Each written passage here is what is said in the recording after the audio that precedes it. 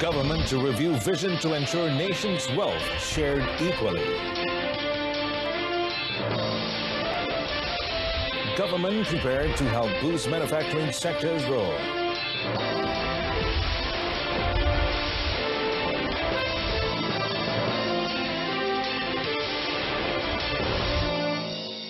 Hello and good afternoon. You're watching the afternoon edition of News on 2 with me, Muhammad Amin Carlos. Well, the government will review its vision to ensure nation's wealth could be shared equally. And Prime Minister Tun Dr. Mahathir Mohamad said the wealth gap between Malaysians should not prevent them from enjoying the nation's prosperity. Among the efforts done by the government were providing education opportunities and training to kickstart businesses. We should have equally shared prosperity.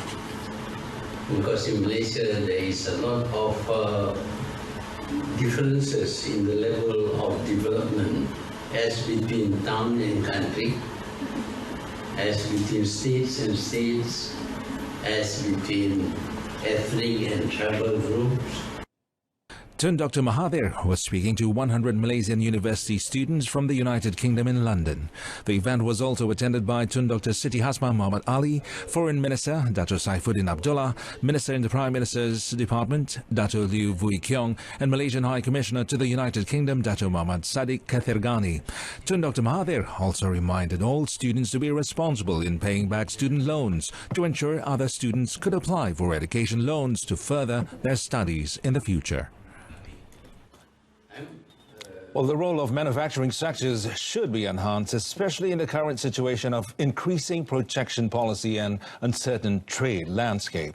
And Deputy Prime Minister Dr. Sri Dr. Wan Azizah Wan Ismail said the government could help and provide support needed by the investors to create paradigm shifts in the industry. We must move away from the current manufacturing ecosystem, which is highly dependent on labour and capital. We urge manufacturers to shift towards knowledge-based, as your President has done, high-skilled, high-technology and high-value-added industries, which also includes new growth sectors. This is in line with the objectives of Industry 4.0, which will support the achievements of the shared prosperity goals. Investments in the manufacturing sector should aim to transform Malaysia from consumer to producer. Dato Sri Dr. Wan Azizah said this at the 51st Annual Federation of Malaysian Manufacturers dinner in Bandar Utama, Petaling Jaya last night. The government believed the manufacturing sector could be further developed despite it contributing about 20% to the nation's economy. The Deputy Premier also stressed that the sector must produce high-quality products with its own local design and brand that meet international standards. She also suggested for employers to provide a win-win outcome and improve the quality of their workers by providing a fair reward that could motivate their employees. A new policy to strengthen the country's plastics industry, including more comprehensive guidelines on import and recycling of plastic materials, are expected to be introduced next year. Well, Housing and Local Government Minister Zuraida Kamarudin said the ministry is currently studying and refining the guidelines.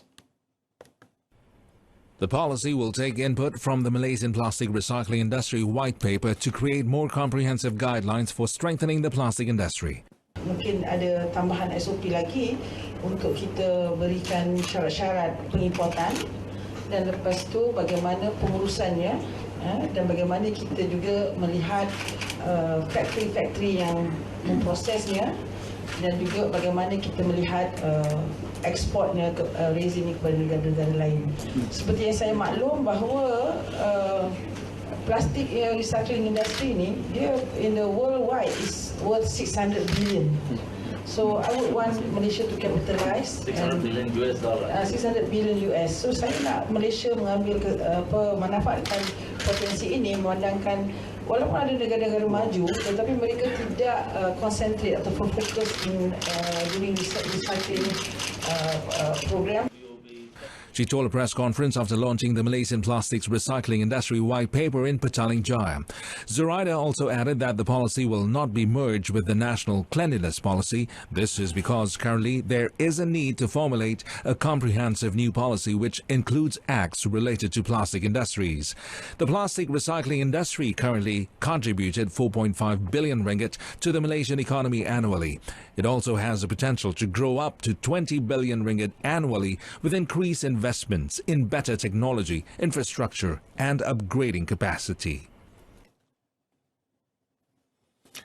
Well, claims that candidates have to resit the English paper for Form 3 assessment or PD3 examination on 10th October as it was leaked was not true. The Education Ministry in a statement said people are advised not to disseminate such information as it would cause anxiety for the parents and would also put pressure on the candidates who are sitting for the PT3 examination. Now, the ministry has confirmed that the news on social media and WhatsApp regarding the leak of PT3 English question paper was untrue. Earlier, rumors spread on WhatsApp informing that the PT3 English paper would be repeated on October 10th due to the question paper having been leaked by irresponsible parties. Now, more than 400,000 students nationwide sat more likely, for the PT3 examination yesterday, beginning with the English paper 1 and 2.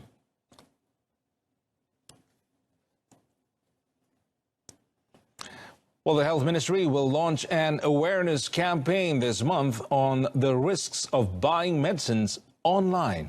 Now, Health Director General Dr. Nur Hisham Abdullah said in a statement that the campaign was aimed at educating consumers about the risks of buying medicine online. Well, it also aims to help consumers decide by first reviewing all the information contained in the online medicine advertisements.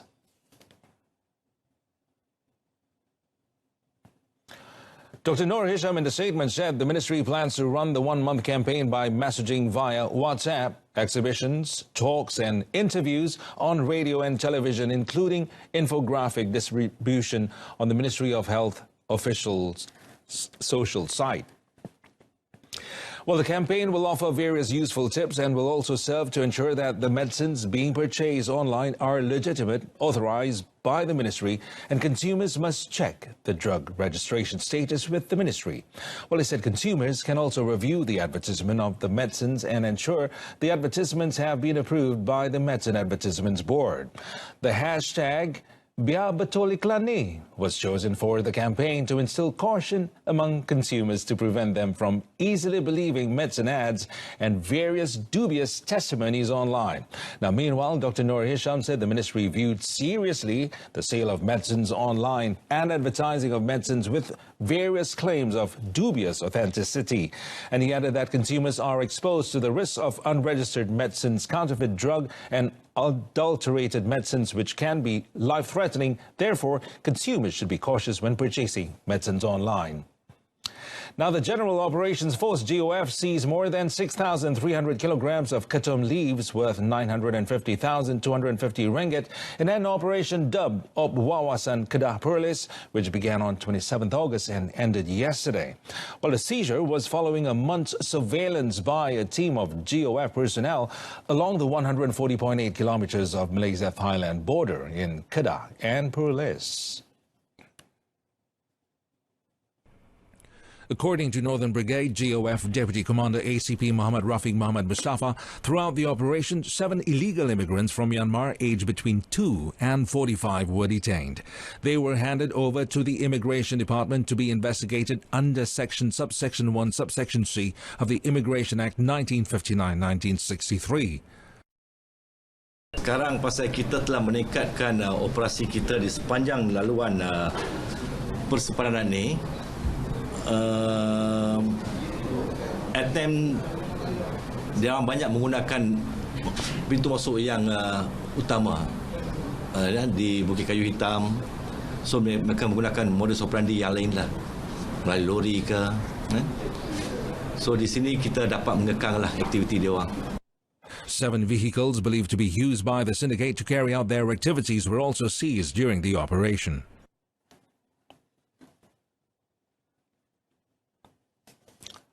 A 43-year-old man faced anxious moments when the cement mixer truck he was driving was hit by a locomotive near Kampung Baru, North Port Klang yesterday.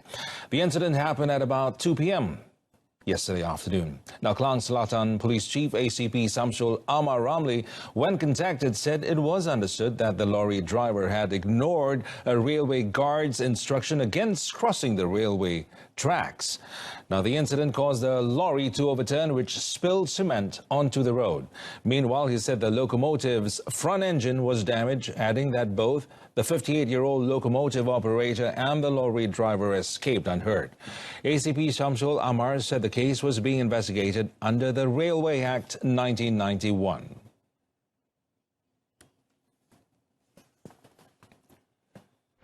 Well, coming up next, Putrajaya promises win-win solution in food panda dispute.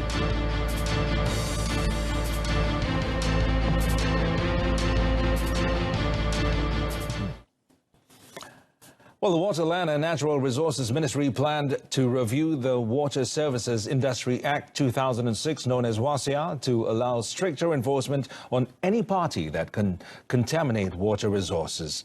Its Minister, Dr. Xavier Jayakumar, said after in almost 20 years, the punishment under the law needed to be looked at, as it is not strict enough when it comes to taking action against unscrupulous parties that contaminate water resources. However, Dr. Xavier said thorough studies needed to be done before any amendment can be made to the Act, and it is expected to be tabled in Parliament by the end of next year.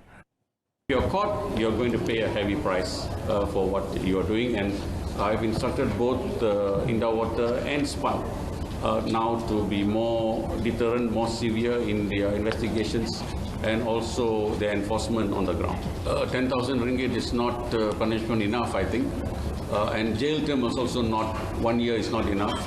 I would think about increasing all those two aspects more. And also immediate close down of the factories which have polluted the water sources.